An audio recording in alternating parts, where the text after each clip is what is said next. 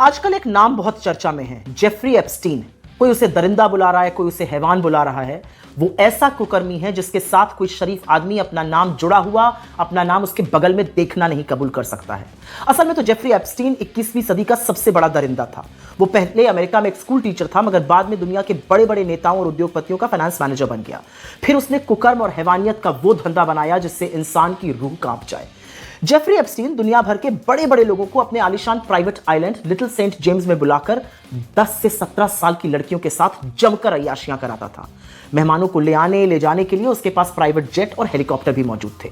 Jeffrey school में पढ़ने वाली गरीब परिवार की उन छोटी छोटी मासूम बच्चियों को टारगेट करता था जिन्हें पैसों की जरूरत होती थी।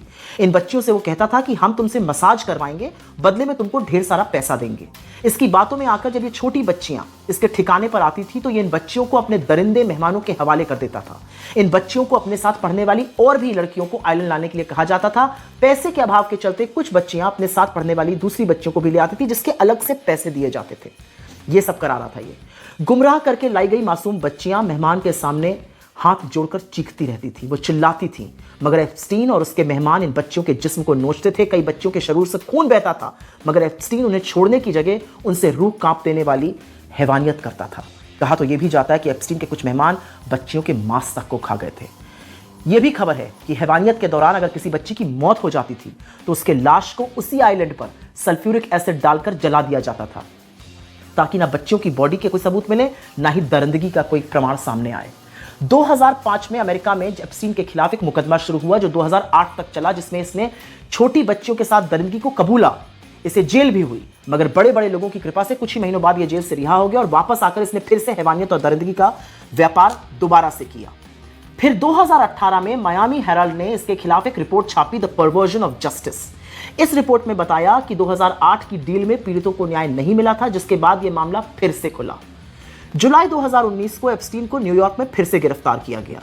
उस पर फेडरल सेक्स ट्रैफिकिंग के चार्जेस लगे।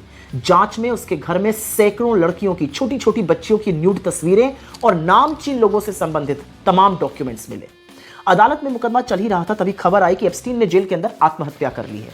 लोगों का तो मानना है कि असल में अपना नाम और काली करतूतें सामने आने के डर से एप्स्टीन को निपटा दिया गया है। अगर जेफरी एप्स्टीन मरा ना होता तो अब तक न जाने कितने शरीफों की घिनौनी असलियत दुनिया के सामने आ जाती। लेकिन एक सच ये भी है कि अमेरिका के डिपार्टमेंट ऑफ जस्टिस ने अभी तो सिर्फ 30 लाख जो ईमेल सार्वजनिक की हैं, उसी से दुनिया भर में हड़कंप मच गया है। और शर्म की बात यह है कि तमाम नामों में मोदी सरकार के मंत्रियों और खुद प्रधानमंत्री का एप्स्टीन जैसे आदमी से संबंध होना और उससे सलाह लेने के लिए नाम सामने आया है।